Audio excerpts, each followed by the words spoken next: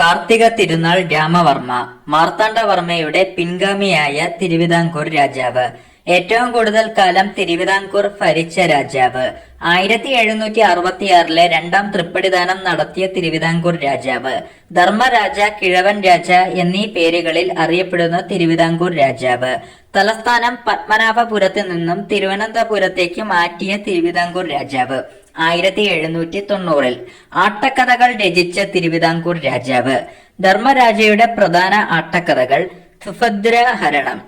സുഭദ്രാഹരണം, രാജസൂയം, കല്യാണ സൗഗന്ധികം, പാഞ്ചാലി സ്വയംവരം, നരകാസുരവധം, ഗന്ധർവ വിജയം.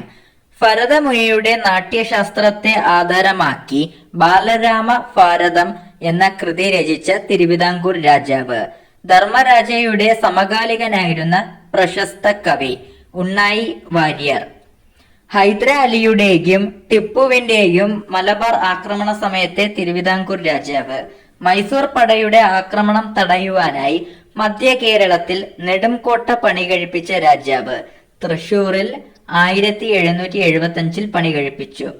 ടിപ്പു സുൽത്താൻ നെടുംകോട്ട ആക്രമിച്ച വർഷം 1789. ഇതര മത അനുയായികൾക്ക് നൽകുന്ന സേവനങ്ങൾ വാഴ്ത്തിക്കൊണ്ട് റോമിലെ പോപ്പിന്റെ കത്ത് ലഭിച്ച തിരുവിതാംകൂർ രാജാവ്.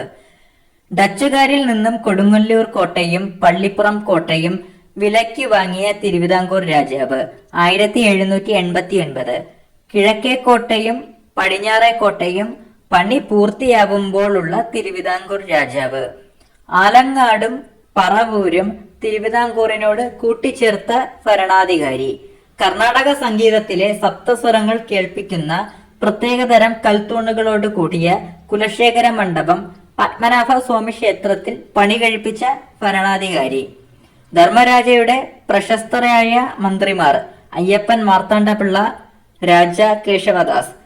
കാർത്തിക തിരുനാൾ രാമവർമ്മയുടെ ഭരണകാലത്ത് തിരുവിതാംകൂറിന്റെ ചീഫ് എക്സിക്യൂട്ടീവ് ഓഫീസർ അറിയപ്പെട്ടിരുന്നത് വലിയ കാര്യക്കാർ എന്നാണ്.